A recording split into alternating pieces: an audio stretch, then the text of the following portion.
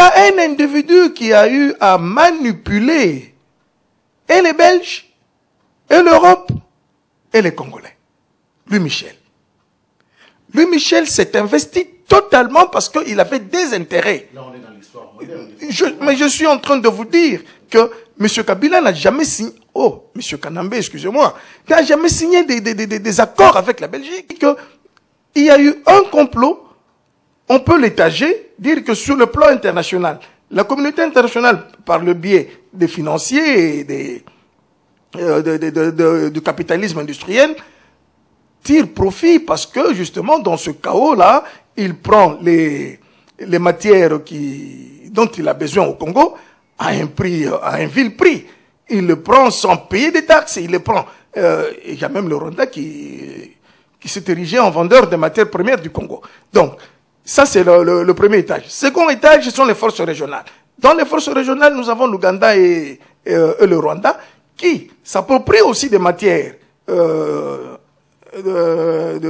du sous-sol congolais, mais aussi qui joue un autre jeu. C'est un jeu qui, lui, est d'ordre de dominance ethnique, ce jeu-là qui consiste à chercher un espace vital pour les Tutsis. Et à l'intérieur du Congo, c'est le dernier étage, il y a justement les collabos. Les collabos, eux, qui se contentent justement des retombées de ce mouvement marchand, des miettes, et qui mettent à mal l'avenir de leur pays. Bien, je voudrais dire principalement à nos frères qui s'adonnent à ce métier que le journaliste, c'est le gardien des valeurs. Le gardien des valeurs parce que c'est lui qui procède justement à la dénonciation, qui procède à l'annonce des valeurs qui ont été estropiées et qui s'engage à faire en sorte que l'État, c'est-à-dire le pouvoir régalien, puisse être sain et apporter des remèdes appropriés lorsqu'il y a en torse des questions qui touchent à la liberté, à la démocratie et aux valeurs de droits humains. Est-ce que les journalistes de notre pays, ceux qui s'adonnent à ce métier dans notre pays, le Congo, ont-ils ces éléments-là en tête? Monsieur Diomi Ndongala est en prison. Coutinho, emprisonné. Chaloufa, emprisonné. Des empoisonnements, des cas de tuerie, les Franck Nguike, dernièrement avec le pasteur chrétien Alain Moloto. Mais le journaliste, qu'est-ce qu'il fait en termes de gardien de valeur? Chers amis, mesdames, mesdemoiselles, messieurs, amis fidèles des réseaux de la diaspora, bonjour, bonsoir, bienvenue sur la chaîne Réseau de la diaspora qui vous permet d'avoir des nouvelles sur la façon dont vivent le peuple de la diaspora. Lorsque nous parlons de peuple de la diaspora, nous faisons allusion principalement aux peuples immigrants. Vous êtes d'Afrique, d'Amérique latine, d'Europe, du Moyen-Orient, des Caraïbes, vous avez décidé de vous établir en Amérique du Nord, eh bien, vous tombez justement dans la catégorie de peuple de la diaspora, donc de peuples immigrants. Les réseaux de la diaspora est conçu justement pour chercher de connaître comment évolue justement le peuple de la diaspora et déterminer quelles sont les relations qu'ils ont avec le pays d'origine, quelles sont les transactions qu'ils opèrent en tant que telles.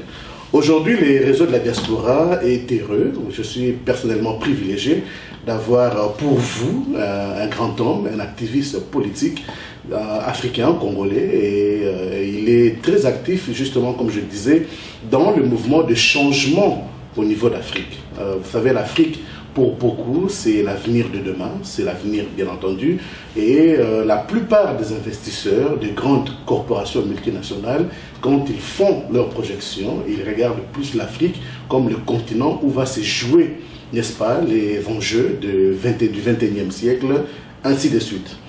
Aujourd'hui, nous sommes dans la diaspora congolaise et nous sommes spécifiquement en face des événements de l'histoire face auxquels le Congo fait face. Beaucoup disent le Congo c'est un géant. Quand le Congo va mal, l'Afrique se porte mal également. Mais on voit au Congo, depuis novembre 2011, ou depuis l'arrivée de Laurent Désiré Kabila, beaucoup d'événements politiques, l'instabilité, la violation des droits de la personne, les viols des femmes, la corruption, bref, tous les mots que l'on peut qualifier ou désigner pour constater un dysfonctionnement se trouve au Congo. Alors avec lui, aujourd'hui, j'ai invité pour vous, il s'agit bien sûr de monsieur Mbouadi. Mbouadi Kalala. Voilà, donc Mbouadi Kalala. Kalala Mbouadi si vous voulez. Voilà, Kalala Mbouadi, donc c'est à cela qu'on va s'en tenir. Donc je l'ai invité pour discuter principalement de la situation du Congo. Mais on ne se limitera pas seulement au Congo. On va discuter des accords que la plupart des pays africains ont signés avec les Occidentaux, dont la conférence de Berlin. On va discuter des mouvements des peuples de la diaspora, des mouvements des peuples issus des pays en voie de développement, ainsi de suite. Votre fidèle serviteur Aimé Kabouya, je vous recommande toujours d'aller sur les réseaux de la diaspora au www.dn247.net. Vous avez là plusieurs émissions, dont L'heure du Seigneur ainsi que les coulisses du pouvoir que dirige votre serviteur, Dr Charles Kachemon Pompou Akabeya. Vous avez FI, des émissions comme l'entrepreneuriat du développement économique, ainsi que FI, nous disons tout.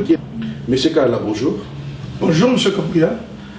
Ben, c'est pour moi, je dirais, c'est un privilège, certes, mais je sais que lorsque je vous ai rencontré, durant certaines des activités de la communauté ethno-culturelle francophone, nous avons eu de très très bonnes discussions et j'avais estimé que vous avez beaucoup d'informations qui intéresseraient nos auditeurs. Avec vous, j'aimerais que nous puissions discuter, comme je l'ai fait en introduction, de la situation du Congo. Mais avant d'aller dans les détails des questions que j'ai prévues pour vous, j'aimerais peut-être que vous puissiez vous présenter pour nos auditeurs, leur dire qui vous êtes, qu'est-ce que vous jouez comme rôle dans la société, ici au Canada et partout où vous avez évolué, et on va partir de là. Merci pour cette occasion que vous m'offrez de m'adresser à vos nombreux téléspectateurs. Je réponds au nom de Kalala Mbouadi. Je suis congolais, RD Congo avec précision, et je suis historien de formation. J'ai enseigné cette branche au pays et je me suis versé après dans le domaine sportif. Et dans ce domaine-là, j'ai eu à évoluer au sein des structures de la Fédération congolaise de football association, dans une des commissions les plus importantes à mon sens, c'est-à-dire la commission de discipline et compétition. Et je suis finalement arrivé au poste de conseiller chargé des sports d'élite, c'est-à-dire des sports qui touchent aux compétitions olympiques, dans un cabinet ministériel, pour finir comme directeur de cabinet adjoint dans le ministère de la Jeunesse et des Sports. Après mon passage dans le domaine sportif, je peux vous parler de mon passage dans le domaine politique, où je me suis retrouvé comme membre du MNC, et j'ai été très actif dans la cellule de communication de ce parti lors des élections de 2006. Tous ceux qui ont eu à s'intéresser à ces élections, à leur déroulement, peuvent se souvenir de moi facilement. Et ici au Canada, je suis revenu dans mes premiers amours, c'est-à-dire que j'enseigne au niveau élémentaire et je suis en train de prendre mes marques dans la communauté congolaise installée à Toronto. Voilà pour la présentation. Monsieur Moïse, Monsieur Mbouadi, merci beaucoup. Avec nos téléspectateurs, j'aimerais préciser, mesdames, mesdemoiselles, messieurs, Monsieur Mbouadi, c'est à la fois un grand frère, c'est un aîné, presque un papa, mais lorsque nous nous retrouvons, nous voulons réellement discuter entre hommes, nous discutons des situations politiques. Vous êtes nombreux à connaître le Congo, la RDC, l'ex-Zaïre, dirigée par le feu maréchal Mobutu. Depuis son départ, on constate au Congo qu'il y a une situation socio-économique et économique qui est calamiteuse. Il faut dire, depuis le mois de janvier 1997, lors de l'arrivée de Laurent Désiré Kabila, le Congo a perdu sa nature ordinaire. On assiste au Congo à des situations de violation des droits de la personne qu'on n'a pas vues sous le régime de Mobutu. on assiste au Congo à une infiltration, carrément, si je peux le dire ainsi, de acteurs politiques en provenance de pays voisins. On voit aussi la communauté internationale très active dans le support, n'est-ce pas, de différents mouvements, dont les mouvements rebelles, ainsi de suite. Mais au-delà de tout ça, aujourd'hui, après les élections de novembre 2011, on voit que le gouvernement en place, que beaucoup disent ont pris le pouvoir par la force des armes, tente de créer une concertation, un dialogue entre Congolais qui pourra éventuellement déboucher sur un gouvernement de transition. Quelle lecture, vous, qui vous définissez en tant qu'acteur politique, faites-vous de tous ces événements? Bien, je voudrais de prime abord revenir sur certains éléments que vous avez eu à reprendre dans votre mot, parce que je pense que éclairer les téléspectateurs, éclairer leur lanterne, je voudrais dire, est une obligation pour nous. En fait, le chaos que le Congo connaît actuellement ne commence pas avec Laurent Désiré Kabila. Le dire serait une malhonnêteté que moi, je ne pourrais pas cautionner. Le chaos commence avec, justement, M. Mobutu. M. Mobutu qui n'a pas fait une bonne gouvernance et qui n'a pas respecté les droits humains tels que vous les évoquez tout à l'heure. M. Mobutu qui s'est illustré dans une kleptomanie sur le plan des finances publiques et par des décisions qui n'ont rien apporté de bon au pays. Et je vais même aller plus loin pour dire que c'est lui qui enfante la situation tragico-dramatique que nous connaissons au niveau de nos frontières, parce qu'il avait carrément tué l'administration. Donc, M. Mobutu, il est pour quelque chose dans ce que nous sommes en train de connaître aujourd'hui, car les entrées et sorties sur le territoire national n'étaient plus, n'ont plus fait l'objet d'administration, parce que justement, M. Mobutu avait tué l'administration du pays. Donc, il a une responsabilité qu'on ne peut pas lui méconnaître, même s'il n'est plus avec nous. Alors, pour revenir à l'actualité politique telle que vous l'avez évoquée, je voudrais vous dire d'entrée de jeu que, après Mobutu, nous avons été confrontés à une situation très délicate. C'est-à-dire que nous avons été mis en présence des forces étrangères qui n'avaient pas la même vision que les Congolais qui, déjà avec la conférence nationale sur Mobutu, étaient déjà en train d'extérioriser des aspirations très accentuées vers la démocratie. Et M. Laurent Désiré Kabila, avec son arrivée, va mettre un terme à ces aspirations avec un pouvoir dont la nature n'était pas beaucoup connue par les Congolais. Il va cacher la nature de ce pouvoir jusqu'à ce que il se retrouve dans une situation où il ne peut pas mettre en application les accords qu'il avait pris avec ceux qui l'avaient amené au pouvoir. C'est-à-dire que nous étions en face d'un monsieur brouillon et bouffon, qui n'avait aucun programme, qui n'avait aucun plan. Mais ceux qui l'avaient amené au pouvoir avaient un plan, avaient un programme. Et c'est en face de la difficulté de voir M. Kabila appliquer le programme de ceux qui l'avaient amené au pouvoir qu'il va maintenant s'ériger en dénonciateur de ses mentors. Donc nous nous retrouvons là en face de quelqu'un qui tombe, comme par hasard, sur un gâteau et en regardant le partage du gâteau, il se dit, mais non, écoutez, je risque d'être mal jugé par l'histoire, il faudrait que je réveille. Mais en se réveillant, il ne prend pas les précautions d'usage. C'est-à-dire, quand il dénonce les envies, les ambitions démesurées de ses mentors, il n'a pas pris la précaution de se mettre lui à l'abri. C'est ainsi qu'il va tomber sous le coup d'un complot qui va l'amener au-delà. Mais le passage de M. Kabila au pouvoir au Congo n'a pas été une période glorieuse. Ça, il faudrait le dire. Au contraire, nous avons été en face d'une personne d'un âge précédent, qui a fait rentrer le Congo très loin dans l'histoire des âges de l'homme, parce qu'il nous a amené des concepts philosophiques et politiques qui n'avaient plus cours ailleurs, ou qui avaient déjà échoué ailleurs. Donc c'est un monsieur du passé qui vient dans un temps moderne, son programme, et prend le destin d'un pays voulant l'amener, je ne sais sous quel cieux, et ces mentors vont mettre fin à cette aventure, les Congolais ne s'échappent pas. Pourquoi est-ce qu'il est mort, et quels étaient les intérêts en jeu. Le Congolais a accusé cet événement, comme toujours avec philosophie, en regrettant la disparition d'une personnalité qui était à la tête du pays. Voilà.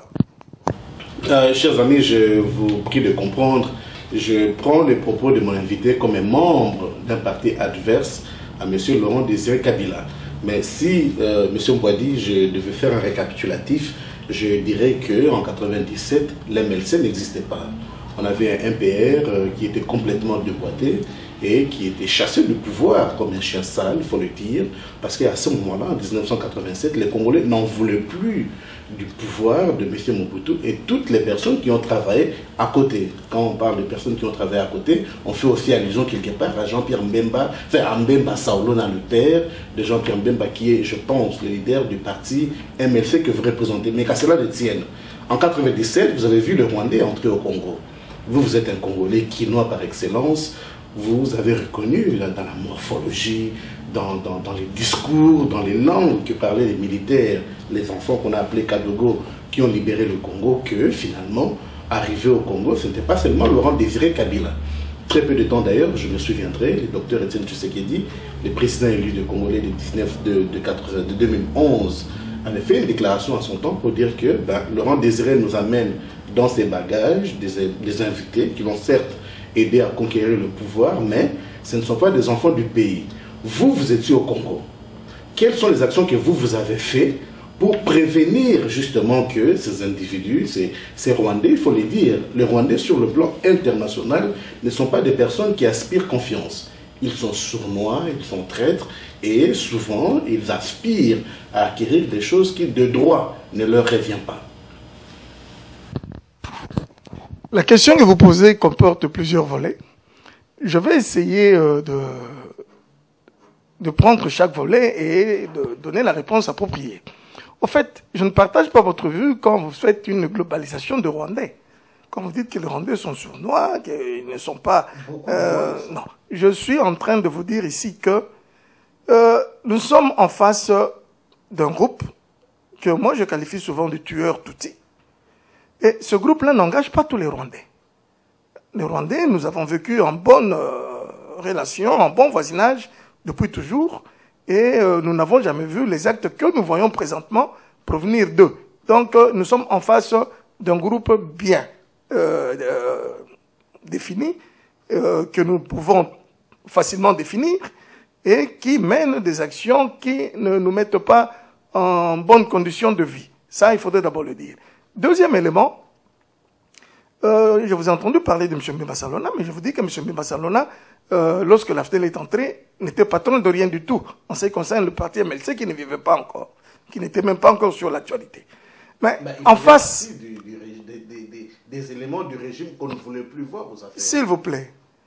Le MPR était ce qu'il était, il prenait tout le monde, donc que tu le veuilles ou pas, c'était dans les slogans, c'était connu de tous. Mais nous avons, en face de l'arrivée de Laurent Désiré Kabila avec les Rwandais, nous avons un peuple qui avait des aspirations et qui les avait fait comprendre au monde entier à travers les travaux de la Conférence nationale souveraine. Et je dis bien que M. Laurent Désiré Kabila, à son arrivée, a stoppé cet élan. Il n'a plus voulu continuer avec les résolutions de la Conférence souveraine qui étaient à sa portée. Et quand vous parlez du président Etienne Tshisekedi, mais je vous dis qu'il ne s'est pas rendu auprès de Laurent Désiré Kabila, non seulement pour lui poser la question sur ses invités de la circonstance, mais aussi pour lui dire écoutez, monsieur Laurent Désiré Kabila, vous êtes un président de République de fait. Si vous pouvez nous donner la facture que vos invités attendent pour que nous puissions les payer afin qu'ils puissent rentrer chez eux. Mais, monsieur Etienne Tshisekedi, je me souviens de cette démarche, a eu une réponse de non-recevoir de la part de monsieur Laurent Désiré Kabila, qui s'est mis à couvrir les actions de ces génocidaires Tutsis et les décrier que lorsqu'ils s'est retrouvés en mauvaise posture face à eux. Donc, c'est une attitude qu'on ne peut pas oublier. Si nous l'oublions et que nous ne mettons pas notre peuple au courant de ces choses-là, c'est une tromperie historique. Et nous ne pouvons pas nous le permettre. Donc, il faudrait bien dire aux Congolais que M. Laurent Désiré Kabila, qui est venu sous le parapluie des Rwandais, les a couvert même les actions de massacre que ces gens-là ont eu à perpétrer dans le territoire congolais, dans notre pays. Et c'est lorsqu'il a compris qu'il était en difficulté pour remplir les conditions que les autres lui demandaient de respecter, qu'il s'est mis à décrier la présence de ces étrangers dans le pays. Donc, je fais une restitution historique qui vaut la peine d'être prise au sérieux. Je ne m'amuse pas, je ne salis pas la mémoire de ce monsieur, mais je dis qu'il n'était pas à sa place. Il n'était pas à sa place, je vous le dis. Illustration. Quel était le programme de l'AFDEL? Illustration. Mais comment est-ce qu'on peut venir diriger un pays en ne sachant même pas avec qui on va travailler? Vous avez vu le recrutement qui a été celui de M. Laurent Désiré Kabila. C'est lui-même qui, à la fin, décrit ce recrutement et qualifie les gens qu'il avait amenés comme étant des voitures d'occasion. Vous vous rendez compte? C'est-à-dire qu'il tombait des nues et ça, il faudrait le dire. Il faudrait qu'on le sache. Il n'était pas préparé et lui-même, il s'est plus illustré en bouffon et en brouillon.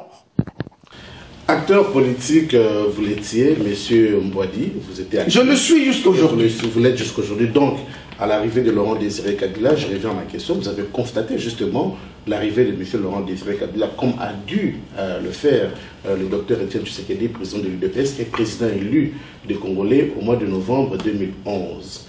Mais, qu'à cela ne tienne, comme je disais, ces Rwandais, justement, qui venaient d'arriver, ne connaissaient pas le terrain. Nous avons suivi des reportages sur Internet, mesdames, mesdemoiselles, messieurs, où le chef d'état-major du Congo à son temps, M. James Kabarebe, qui est aujourd'hui le chef d'état-major de l'armée rwandaise, il a fait des témoignages comme quoi qu'ils sont arrivés au Congo et les Congolais les ont accueillis et les ont même amenés là où ils devaient prendre le contrôle de l'appareil étatique du gouvernement. Vous étiez à ce moment-là, Congolais, averti, conscient du mal que cela pouvait apporter. Aujourd'hui, je comprends, vous accusez M. Kabila de ne pas avoir un plan, il n'en avait pas, certes, c'est vrai, mais c'était un rebelle qui était devenu un président suite à un coup d'État parce qu'il fallait chasser un dictateur qui avait complètement détruit le pays pendant 32 ans. Mais cela n'empêche aussi, aujourd'hui, nous nous retrouvons face à une situation qui est simplement le résultat logique. Parce qu'en 1997, M. Laurent Désiré Kabila a pris le pouvoir, mais très vite, vers 2011, les gens qui l'ont amené justement au pouvoir ont constaté qu'il ne faisait pas leur affaire, il fallait l'éliminer.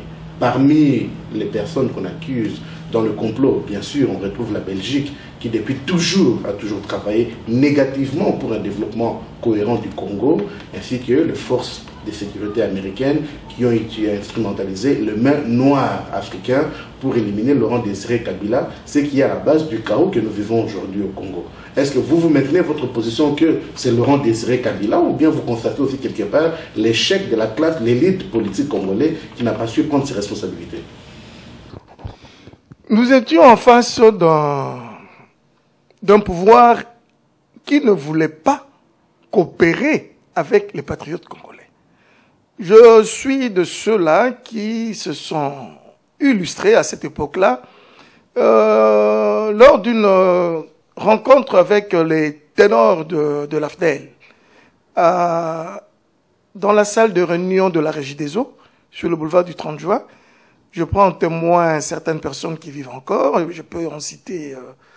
je cite M. Tantoumé, qui était très actif dans la société civile à cette époque-là, il se souviendra de cette date-là, où il y a un délégué de l'association Banakin, c'est-à-dire moi en personne, qui s'est mis debout et est monté sur l'estrade pour justement dire au ténor de l'AFDEL qui était ce jour-là en conférence, pour leur dire que le Congolais qui s'approchait d'eux le faisait justement parce qu'il avait compris que l'AFDEL n'avait pas de programme, qu'il avait compris que l'AFDEL avait pris en destin quelque chose qui lui était trop pesant. Et j'ai eu ce jour-là à remettre les membres de l'AFDEL dans leurs petits souliers, en leur disant sérieusement qu'ils avaient intérêt à collaborer avec l'élite congolaise qui était très bien outillée pour leur confectionner un programme, un plan d'action, et que mener un pays en procédant par essai-erreur et en naviguant à vue était hasardeux. Je l'ai fait, M. Kabouya, moi qui vous parle, et les témoins sont vivants. J'en ai cité un, parce que je ne voudrais pas faire une énumération. Mais au cours de cette rencontre, il y avait des groupes des commerçants qui opèrent à Kinshasa, notamment l'association Amako. Elle était aussi présente dans la salle. La salle était bondée et c'est après mon intervention que la salle s'est mise debout. Il y a eu un remue-ménage terrible et on n'a plus continué avec les interventions. Donc c'est pour vous dire que nous avons osé affronter les ténors de l'AFDEL en ce moment-là, en leur disant ouvertement ce que nous pensions d'eux. Et cela ne peut pas dédouaner l'élite congolaise qui, de temps en temps aussi, se permet de jouer au bantou de service, tel que nous avons toujours qualifié, c'est les gens que vous appelez collabos. C'est-à-dire, au lieu de montrer la voie à suivre, au lieu de s'en tenir à la bonne direction, qui peut être facilement, qui peut contribuer au bien-être de tout le monde, l'élite congolaise souvent s'érige en élite comprador. Elle est là, elle joue à se compromettre et à faire de la flatterie, de la courtisanerie, et en fin de compte, elle oublie les intérêts vitaux du pays. Ça, c'est un fait. Mais je vous dis que M. Laurent Désiré Kabila ne s'est pas laissé disponible pour justement se débarrasser dans les meilleures conditions de ses mentors. Au contraire, il a fermé la porte et à preuve, je vous ai dit, qu'il a récusé la venue d'une commission d'enquête internationale. Mais c'était une occasion en or pour montrer au monde entier que les gens qui venaient avec lui étaient des tueurs. Il le savait, il a vu ces gens-là tuer Ngandou Kisase devant lui. Mais qu'est-ce qu'il a fait? Non, nous ne pouvons pas ici, parce que la vérité historique, elle n'est pas négociable, elle reste têtue. Et il faudrait absolument que nous l'étayions des arguments tels que nous sommes en train de le faire pour que ceux qui nous suivent, pour que ceux qui viendront après, donc la postérité, puissent comprendre le rôle de tout un chacun. C'est très important. C'est très important, mesdames, mesdemoiselles, messieurs. Nous verrons très vite les amis que le feu Laurent Désiré Kabila avait avec lui, principalement le Rwandais, dont Bizi Makarara, que vous avez connu, Bisengimana, Bouguera, bref, tout un groupe de personnes qui étaient d'origine rwandaise, qui ont commis des crimes, effectivement. Rappelez-vous de massacres de Tingi et ainsi de suite. Mais, monsieur Mbouadi, parlons bien, parlons mal, comme disent les Québécois ou les autres. Après cela, vous avez pris conscience que finalement, l'homme était en difficulté de diriger le pays. Il était en mal du pouvoir, il ne pouvait rien faire. Vous qui étiez acteur politique, vous avez constaté la présence justement de tous ces tueurs. Ils étaient là. Azarias Oubera, par exemple, il était sur le terrain. Jusqu'au moment où je vous parle, Azarias Oubera est là. Il y a d'autres acteurs politiques rwandais qui opèrent activement dans la vie politique du Congo. Vous étiez acteur politique. Aujourd'hui, nous lisons beaucoup des rapports internationaux. Le rapport de l'ONU de 2003-2004 fait état d'un génocide carrément qui a été commis sur le territoire congolais par l'armée de Paul Kagame FPR qui en voulait aux Hutus après le génocide que nous connaissons tous de 1994. Mais en dépit de tout ça, en dépit de tous ces rapports, le Rwanda qui joue à nier toutes les accusations qui s'accompagnent de preuves contre son pays, contre ses forces, mais vous, en tant qu'acteur politique, parce qu'aujourd'hui, on regarde la diaspora par exemple, les Congolais disent, ben, tiens, nous sommes pris en otage par une armée qui certes vient d'un petit pays, mais qui est supportée par des grandes nations qui lui fournissent la logistique, ainsi de suite. Ces Rwandais sont sur le terrain. Ces Rwandais opèrent. Ces Rwandais dirigent le pays. Ces Rwandais ont tué Laurent Désiré Kabila en 2001 et ils ont pris l'ensemble du pouvoir militaire, politique et financier. Vous, vous êtes Congolais. Quand vous vous adressez au devant du monde, quels sont là les arguments que vous utilisez pour convaincre éventuellement ces autres amis du Congo qui souhaiteraient voir le Congo vivre dans la paix et pourquoi pas y investir ainsi de suite? Vous savez, tout pouvoir étranger qui arrive à s'installer dans un pays, il arrive souvent avec la complicité des fils du pays. C'est-à-dire que les Congolais ont été les premiers à se manifester pour soutenir le pouvoir qui a remplacé Laurent Désiré Kabila. Et les Congolais n'ont pas pris au sérieux toutes les dénonciations qui ont été faites en ce temps-là sur la personne de Hippolyte Kanambe qui dirige le pays aujourd'hui. Vous l'appelez vous Hippolyte Kanambe? Je l'appelle Hippolyte Kanambe parce que c'est ça son identité. Il faudrait que lui nous prouve le contraire. Ce n'est pas nous à apporter des preuves. Nous disons que c'est facile pour un individu qui vient et qui vous dit que moi je suis le fils d'un tel. Et lorsque nous voyons dans tout son parcours, à aucun moment il n'a fait référence à son père, à aucun moment il a fait observer une minute de silence pour ce père-là, parce que nous tous nous supposons que nous devons beaucoup à nos parents, et ça nous l'avons jamais vu. Bon, qu'à cela ne tienne. Mais écoutez, Laurent Désiré Kabila avait des fils biologiques. Eux, ils ont été les premiers à nous dire qu'ils ne reconnaissaient pas ce monsieur-là. Quand il y a des doutes sur l'identité d'une personne, déjà au niveau de sa famille biologique, qu'est-ce que vous voulez que nous autres, qui ne faisons pas partie de sa famille biologique, puissions dire? C'est à lui d'apporter les preuves. Bien. Nous mettons vite une parenthèse là-dessus et nous nous en remettons plutôt à son action politique qui prouve à suffisance que ce n'est pas un de nôtres. Vous n'avez qu'à voir avec quelle facilité il commet les massacres et assassinats. Vous n'avez qu'à voir. Et avec quelle considération il tient le M23, qui a les mêmes origines que lui. Non. Ces preuves-là sont irréfutables. Les Bouddha Congo qui ont osé mettre en mal son pouvoir, qui ont contesté de manière pacifique son pouvoir, vous savez ce qu'ils ont eu à payer. Ils ont payé au prix de leur mort. Mais le M23, malgré tout ce que le peuple, les ONG, la communauté internationale leur reconnaît comme méfait sur le Congo, mais il n'y a jamais eu des actions de grande envergure pour les mettre hors d'état de nuire. Et le Rwanda que tout le monde accuse, même l'État congolais de manière assez, disons-le, de manière assez timide, le Rwanda n'a jamais vu une bombe tomber dans son pays. Mais quel est ce pays-là qui accuse plus de 7 millions, de 10 millions de morts suite à l'invasion étrangère rwando-ougandaise et qui va même aller discuter avec les envoyés de ces puissances sous-régionales en Ouganda, à Kampala précisément. Est-ce que vous pensez qu'il y a du sérieux dans tout cela? Non, je vous dis que là, ce sont les preuves des accointances tribalo-ethniques de l'infiltré Kanambe Hippolyte dans les instances dirigeantes du Congo, et il se fait soutenir parce que chez nous, le soutien, il est d'abord ethno-tribal.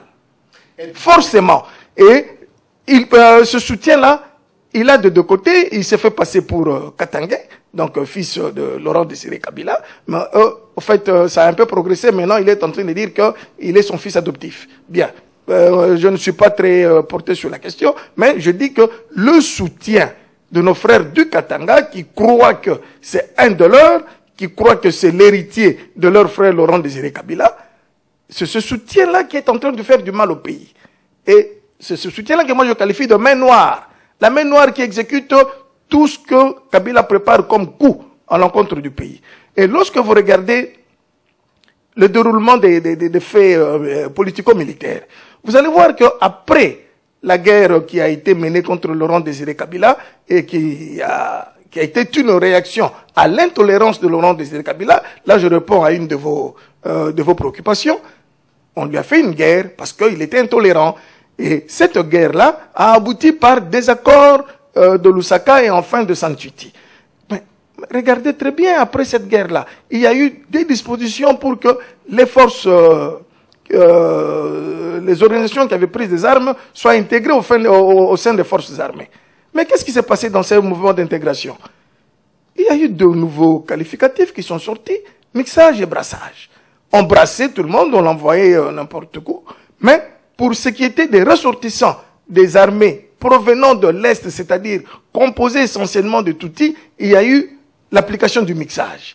Et ce mixage-là consistait à garder les éléments armés Tutsis dans la région, conformément au plan concocté par les forces Tutsis pour justement créer le chaos, installer le chaos au Congo, dans le Kivu, rendre le Congo ingouvernable, de façon à ce que l'incapacité des Congolais de gouverner, de gérer ce vaste territoire soit vue et constatée par la communauté internationale pour corroborer les intentions des Tutsis de disposer d'un Tutiland à l'est du pays. Réseau de la diaspora 24 heures sur 7, la chaîne la mieux documentée de la diaspora. Réseau de la diaspora 24 heures sur 7. Réseau de la diaspora, la chaîne la mieux documentée de la diaspora. Suivez-nous au www.dn247.net. Réseau de la diaspora, c'est aussi la politique, la santé, l'économie, la jeunesse, le sport et toute l'actualité. Les réseaux de la diaspora 24 heures sur 7. Diaspora Networks 24/7. Suivez-nous au www.dn247.net. Réseau de la diaspora, la chaîne la mieux documentée de la diaspora. Diaspora Networks 24/7, la chaîne par excellence. Vous avez fait, monsieur Mbouadi, allusion à la communauté internationale.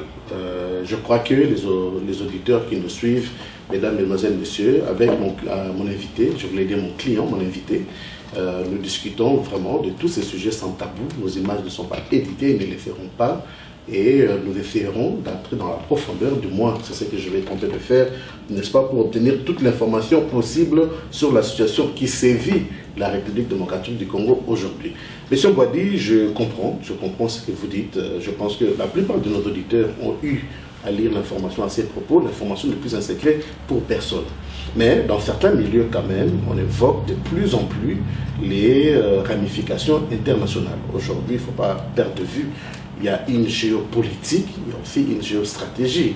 L'Occident est en faillite, il faut le dire, l'Amérique et l'Europe, et la Chine ainsi que l'Inde sont de nouvelles puissances qui sont en train d'émerger. Certains disent les accords internationaux, dont les accords de Berlin, lieront le Congo jusqu'à date, parce que finalement, le Congo c'est une zone libre où quiconque à la force peut venir exploiter, n'est-ce pas, comme il le souhaite. Ainsi, la Belgique, qui est le pays à qui on avait remis la gestion du Congo, le pays qui a d'ailleurs commis un génocide sans précédent en son temps, avant le génocide rwandais des années courantes que nous connaissons, ferait justement ces accords-là qui défavoriseraient le Congo. Par exemple, nous savons que le Congo est sous embargo militaire sur le plan de l'ONU. Nous savons aujourd'hui que le Congo ne peut pas tisser des grandes relations, donc des grandes envergures avec d'autres pays sans passer par la Belgique. Croyez-vous aujourd'hui, avec tous ces rumeurs qui courent, que la balkanisation du Congo est un fait? Croyez-vous que le fait que l'Occident ne reconnaît pas la volonté ou ne respecte pas la volonté des Congolais au travers des urnes, en maintenant un homme que tout le monde sait n'a pas été élu, confirme justement les accords dont on parle, dont les accords que M. Joseph Kabila aurait signés avec les Belges dès le début de son accession au pouvoir en 2001. Est-ce que nous sommes dans les conséquences de ces accords? Vous savez,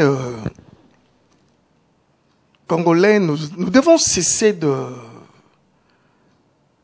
demeurer trop naïfs face aux questions congolaises, même lorsque nous les amenons sur le chapitre des questions internationales. En fait, Berlin 1885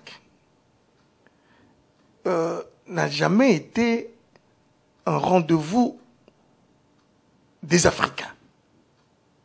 Berlin 1885 a été convoqué par la puissance européenne de l'époque, c'est-à-dire l'Allemagne, avec le prince Bismarck, pour justement atténuer les effets de la concurrence du capitalisme naissant européen.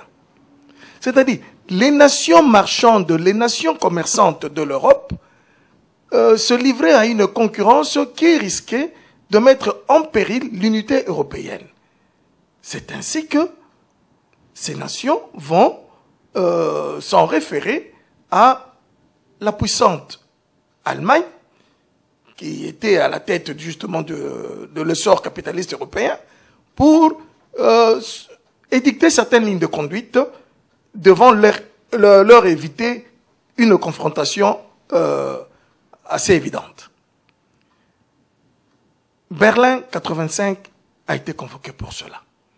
Et pour justement, 1885 je dis, pour justement permettre aussi à toutes ces puissances concurrentes de disposer d'un lieu où ils pouvaient puiser à souhait les richesses dont ils avaient besoin pour leur industrie capitaliste, Berlin 1885 va décider d'avoir un territoire qui ne pouvait demeurer sous contrôle d'aucun autre État.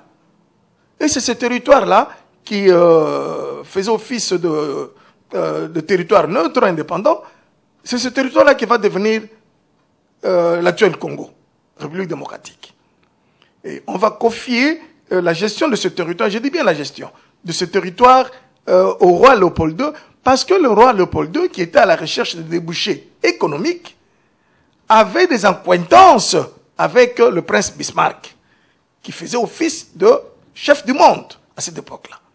Et comme Léopold II et Bismarck proviennent tous de la maison de Habsbourg, Bismarck va lui faire cette faveur de donner à Léopold II la gestion de ce vaste territoire. Il va prendre cette gestion, il va commettre assez d'abus, comme vous le dites, surtout dans la région de Maïndombe, où il va s'ériger en coupeur de bras, il va tuer des personnes pour ses besoins financiers.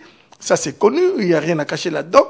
Mais de là à amener la responsabilité dans la Belgique, dans ce qui se passe aujourd'hui, moi, je trouve qu'il y a amalgame. Il y a un individu qui a eu à manipuler et les Belges, et l'Europe, et les Congolais. Louis Michel. Louis Michel s'est investi totalement parce qu'il avait des intérêts. Là, on est dans l'histoire moderne. Mais je suis en train de vous dire que M. Kabila n'a jamais signé, M. Kanambe, excusez-moi, n'a jamais signé des accords avec la Belgique concernant la gestion du Congo. Non. Il s'est plus appuyé à ses complices. Ses complices dans Louis Michel, justement, ses complices dans l'opération de dépouiller le Congo de ses richesses du sol et du sous-sol. Louis Michel, qui avait des relations avec la famille Forest, des relations de mariage et tout le reste, Forest qui avait pris les gisements de la Gécamine après la faillite de cette dernière en termes de gestion, mais qui gardait son capital intact parce que les gisements sont là. Au reste, avec Louis Michel, vont chercher à avoir le nouveau pouvoir qui était en train de naître au Congo dans leur caboche, dans leur sac. C'est ainsi qu'ils vont s'investir à amener les institutions européennes à accepter Kabila comme étant le moindre mal au Congo. Mais lui, Michel, savait que ce casting-là n'allait pas être profitable au pays, mais il ne voyait que ses intérêts. Et ça, c'est connu. Monsieur Kanambe n'a jamais signé des accords avec la Belgique. La Belgique a été entraînée dans ce mouvement-là, a été mis devant des faits accomplis par Louis Michel, qui a été le grand chef d'orchestre du pouvoir kabiliste dans notre pays.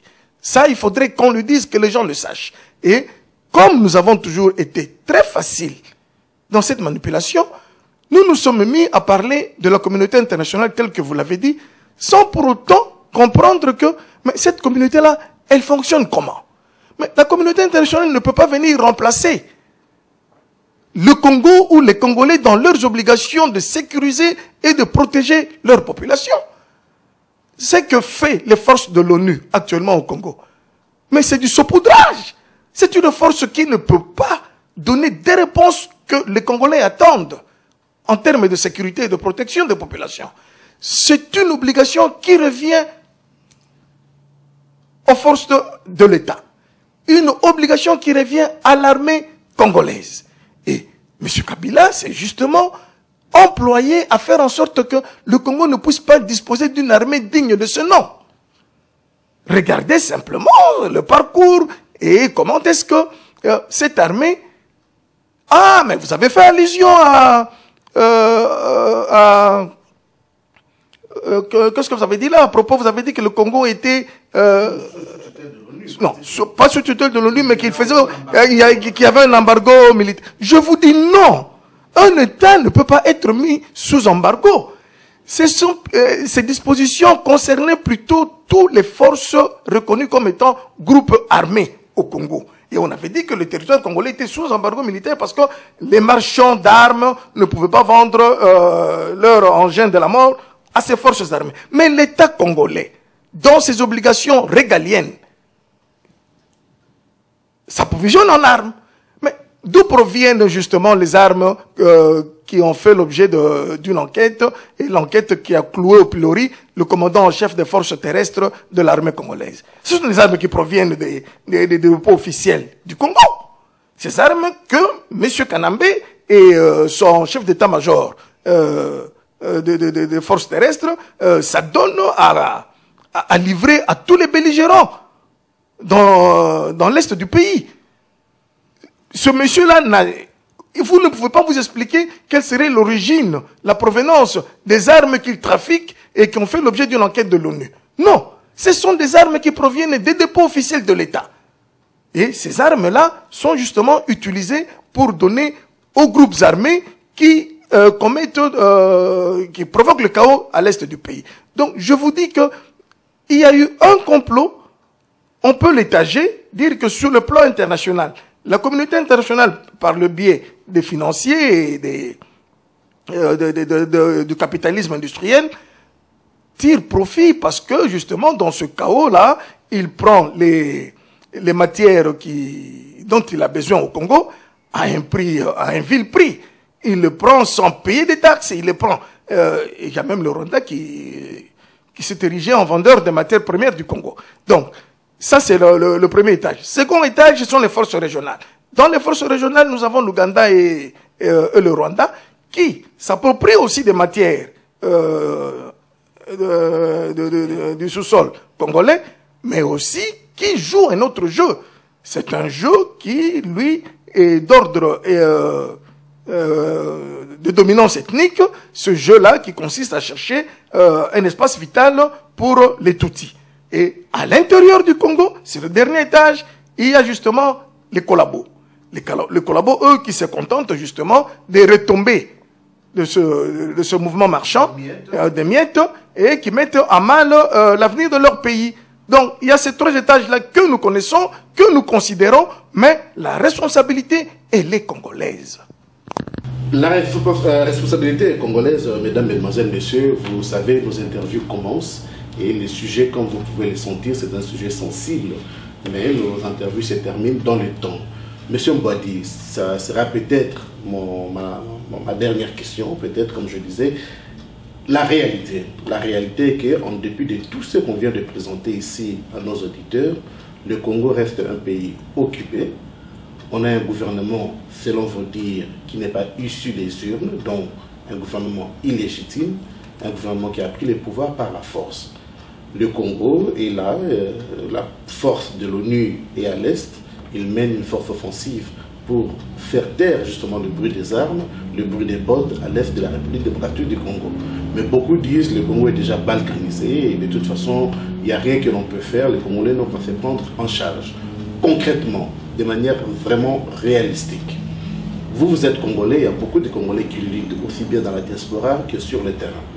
Quels sont, selon vous, parce que le but de nos émissions, ce n'est pas seulement d'étaler les faits de l'histoire, mais nous essayons aussi, n'est-ce pas, d'identifier des pistes et des solutions. Dans nos discussions, peut-être vous n'en ferez pas mention aujourd'hui, beaucoup de Congolais disent la seule façon de se débarrasser de tous ces imposteurs qui ont pris en otage le pays sur le plan militaire, politique et autres, c'est l'usage des armes. D'autres diront, Général de Gaulle vivait dans la diaspora en Grande-Bretagne. Lorsqu'il avait fait appel aux Français en 1945, ce ne sont pas ces armées au niveau de la Grande-Bretagne qui avaient intervenu, mais ce sont les Français sur le terrain qui avaient écouté ce cri de détresse, et ce sont ces Français qui se sont battus pour se débarrasser des nazis.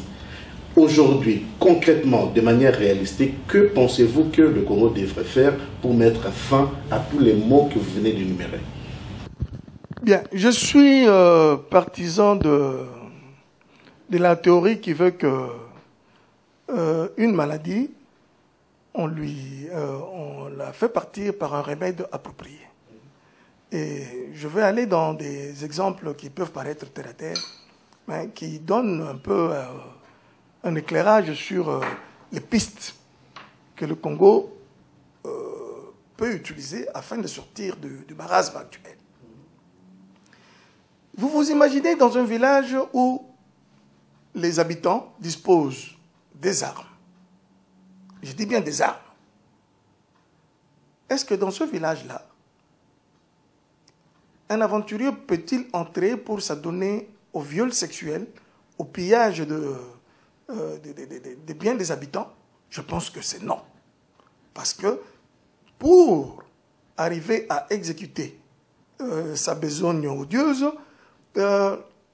ce monsieur doit disposer d'un élément menaçant, d'un élément qui met les autres en condition de lui obéir.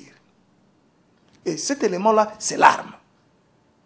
Il n'y a pas de preuve à apporter là-dessus. S'il rencontre une opposition à la mesure du moyen que lui utilise, mais facilement, ce monsieur-là rentrera dans de bonnes dispositions et s'en ira. Vous comprenez ça? Nos vaillants compatriotes qui de temps en temps se lèvent pour faire des manifestations et se retrouvent confrontés à une force de répression qui n'hésite pas à leur tirer dessus. Imaginez-vous un peu qu'une fois que cette force de répression s'adonne à son exercice favori, c'est-à-dire de taper dans la population, de tirer dans la population, qu'il y ait 4, 5, 600 coups de feu qui retentissent au même moment provenant de la population. Je vous assure, et ça c'est une question de psychologie, ces gens-là vont enlever leurs uniformes, vont abandonner les armes et s'en iront se cacher. Parce que là, ils comprendront que la mort dont ils connaissent la provenance et les effets, ils doivent tout faire pour l'éviter. Donc, je suis en train de vous dire que l'usage de l'arme, c'est l'élément capital, l'élément important que nous devons intégrer dans cette lutte. Nous devons nous organiser pour que les gens qui sont au pays puissent disposer des armes, puissent travailler en fonction de montrer à l'adversaire, de montrer aux dominateurs, aux envahisseurs que nous pouvons répondre avec des moyens conséquents. Nous pouvons répondre avec des moyens conséquents, mesdames, mesdemoiselles, messieurs. Nous avons un petit problème technique, ne bougez pas. Nous revenons après ces petites pauses. Merci.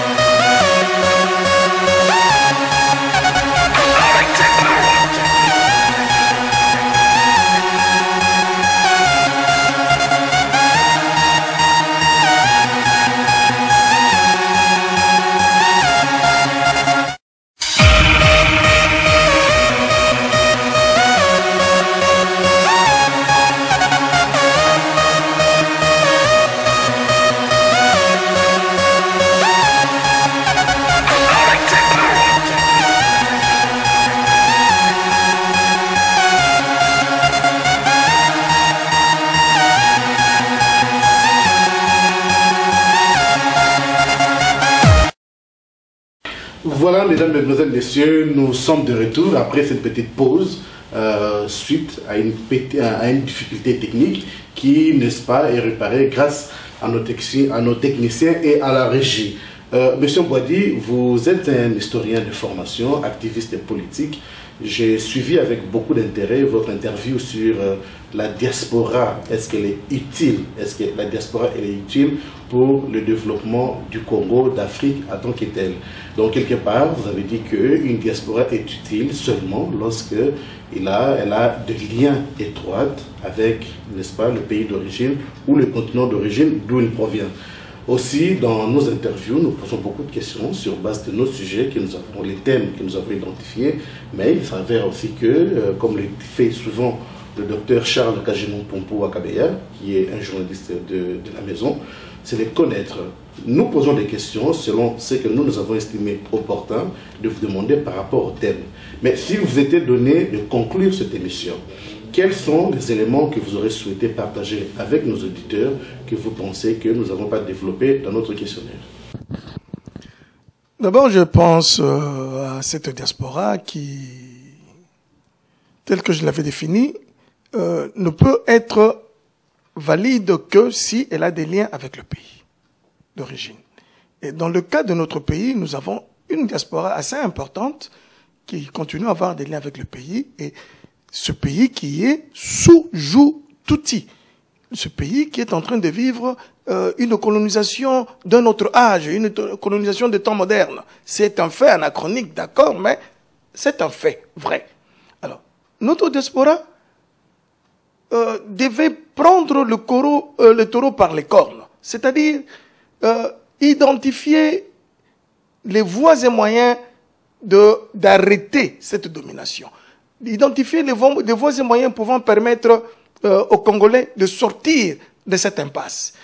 Dans les voies et moyens dont il est question, je me suis toujours dit, c'est bien bon de pouvoir interdire la production de nos musiciens, le séjour assez confortable de nos acteurs politiques sur les terres où la diaspora vit, évolue.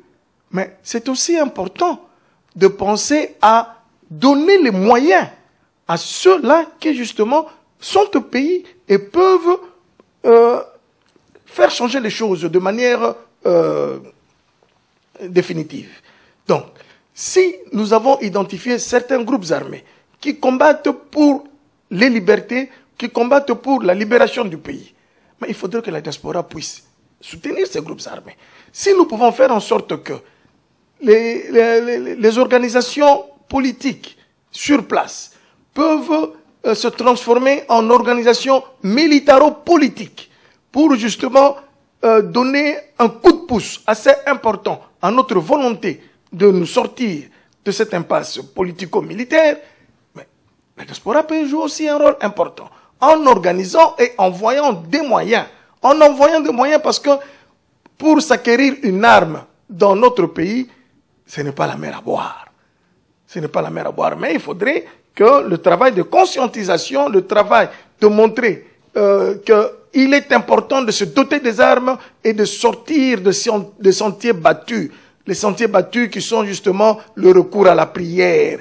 Les sentiers battus qui sont justement le fait de dire Tatanzambe Akosala. Les sentiers battus qui sont justement le fait de dire que tout pouvoir vient de Dieu. Les sentiers battus qui sont la morale chrétienne, qui n'a plus sa place dans le contexte actuel des événements que nous connaissons au pays.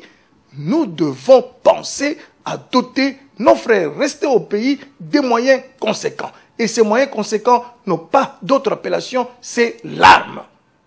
Si nous avons les armes, nous mettrons celui qui nous domine en situation de s'en aller, nous le mettrons en situation de comprendre que les données ont changé parce que l'arme, c'est le moyen que lui utilise.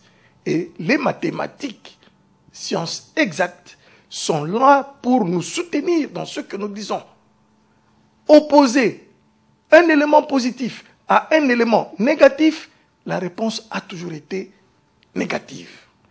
Mais lorsque vous prenez deux éléments négatifs, parce que celui qui nous a envahis, c'est un élément négatif qui vient avec l'arme. Opposez-lui l'arme aussi, qui est un élément négatif, c'est le positif qui s'en résultera. Donc, si les mathématiques sont là pour nous donner raison, mais qu'est-ce que vous voulez encore? Qu'est-ce que vous voulez encore en termes de stratégie? Et la diaspora a un rôle à jouer dans ce contexte-là précis, de faire en sorte que nous puissions doter nos frères de cet élément négatif, parce qu'il donne la mort pour justement contrer ce qui nous amène la mort. Et là, je suis certain que nous trouverons les réponses appropriées à nos problèmes. Et à ce niveau-là, il faudrait comprendre que la communauté internationale, elle est composée des hommes qui réfléchissent et qui agissent comme vous. Donc, lorsqu'elle se retrouve en face d'un peuple déterminé, pas en face d'un peuple qui courbe la tête, qui fléchit les genoux pour s'adonner à la prière, non, à un peuple qui se lève pour défendre sa patrie, à un peuple qui prend les armes pour dire non à l'oppression. Lorsque la communauté internationale se retrouve en face d'un tel peuple, elle ne peut que ôter son chapeau et dire « oui, j'ai compris. Oui, messieurs, vous voulez avoir une patrie, vous voulez être respectés et nous tenons compte de vos ambitions. » Voilà. Mesdames, Mesdemoiselles, Messieurs, comme vous avez pu voir, comme je vous disais à l'introduction, M. Mbouadi, c'est un historien de formation et de métier. C'est un activiste politique, un homme de grande connaissance. Ce n'est pas la dernière émission que nous faisons avec lui et nous lui ramènerons encore sur d'autres sujets d'ordre économique, politique, ainsi de suite. Vous avez trouvé là, je suis certain, des éléments, des pistes de solutions, comme je le disais à ma question, sur, n'est-ce pas, sur la façon dont nous pouvons sortir le Congo, n'est-ce pas, des différentes problématiques que nous connaissons aujourd'hui. Ce message, c'est un message personnel que j'aimerais dédier à tous nos frères et sœurs, des part et autres, qui pratiquent de manière certainement bénévole ou volontaire le métier du journalisme. Votre serviteur, je suis un économiste, un comptable de métier, de formation aussi, mais j'aimerais quand même donner un conseil pratique. Mon aîné ici est très fort dans la communication. De temps à autre, nous abordons aussi, n'est-ce pas, cet aspect des choses en tant que telles. En venant chez lui, j'ai trouvé un manuel qui est là, que je lui demanderai certainement de m'emprunter, sinon je vais essayer de m'en procurer. Le manuel s'appelle « Le métier de journaliste ». C'est M. Pierre Sourmani qui l'a édité. C'est la 3e édition. Donc, à tous nos frères, je vous recommande ces manuels. Lisez-le, il est très intéressant. Il donne beaucoup d'informations sur la façon dont nous pouvons améliorer, n'est-ce pas, ce que nous essayons de faire, certainement pour apporter un plus à la situation. Placer un mot là-dessus? Vous pourrez certainement placer un mot là-dessus. Malheureusement, le temps nous fait défaut. Donc, je donnerai à mon invité la possibilité de placer un mot sur ces métiers. Mais, comme je dis, il reviendra à plusieurs autres émissions. Donc, j'aimerais vous remercier d'avoir suivi cette émission. Merci d'aller sur le site de l'Internet des réseaux de la diaspora au www.dn247.net. Sur les réseaux de la diaspora, vous avez plusieurs sections. Vous avez les nouvelles du jour que nous regroupons pour vous, que nous mettons sur les sites. Les nouvelles du monde, Moyen-Orient, Afrique, Europe, Amérique, partout dans le monde, Caraïbes. Nous avons surtout une section qu'on appelle documentaire. nous avons rassemblé un certain nombre de documentaires qui vous permettront de mieux comprendre et juger les phénomènes de la politique, de la science, de la religion, ainsi de suite. Donc nous vous recommandons d'aller sur ces sections, vous documenter davantage, et si vous avez d'autres éléments que vous aimeriez trouver sur le site que vous n'avez pas trouvé, priez de nous envoyer vos requêtes, vos questions, et nous ferons le nécessaire. Notre équipe fera le nécessaire pour y répondre. Je remercie tous les héros de l'ombre, vous êtes nombreux à nous soutenir matériellement, financièrement et logistiquement avec vos conseils, ainsi de suite. Donc continuez à le faire, nous apprécions cela plus principalement. J'aimerais donner la chance à mon invité d'aborder en quelques mots le mot qu'il veut donner concernant le métier du journalisme. Monsieur Mbodi. Bien, je voudrais dire principalement à nos frères qui s'adonnent à ce métier que le journaliste, c'est le gardien des valeurs. Le gardien des valeurs parce que c'est lui qui procède justement à la dénonciation, qui procède à l'annonce des valeurs qui ont été estropiées et qui s'engage à faire en sorte que l'État, c'est-à-dire le pouvoir régalien, puisse être sain et apporter des remèdes appropriés lorsqu'il y a entorse des questions qui touchent à la liberté, à la démocratie et aux valeurs des droits humains. Est-ce que les journalistes de notre pays, ceux qui s'adonnent à ce métier dans notre pays, le Congo, ont-ils ces éléments-là en tête? Monsieur Diomi Ndongala est en prison. Coutinho, emprisonné. Chaloufa, emprisonné. Des empoisonnements, des cas de tuerie, les Franck Nguike, dernièrement avec le pasteur chrétien Alain Moloto. Mais le journaliste, qu'est-ce qu'il fait en termes de gardiens de valeurs qui sont toujours mis sous les pieds, qui sont toujours foulés au sol par ceux qui ont le pouvoir politique? C'était ça ma question, c'est ça ma préoccupation. C'est le moment de prendre conscience de vos responsabilités et un jour, l'histoire vous posera les questions importantes qui tourneront justement autour de votre contribution à l'établissement, au façonnement d'un État normal et régulier au centre de l'Afrique. Gardien de valeurs, César Ngadio, qui ont bien parti à Paris et beaucoup d'autres. Je ne citerai pas tous vos noms, mais mesdames, mesdemoiselles, messieurs, merci. Merci d'avoir suivi cette interview. Je sais, il a été long. Nous reviendrons avec une interview beaucoup plus courte dans la mesure du possible. Les tout sur le www.dn247.net. À très bientôt. Merci, M. Wadi. C'est moi qui vous remercie.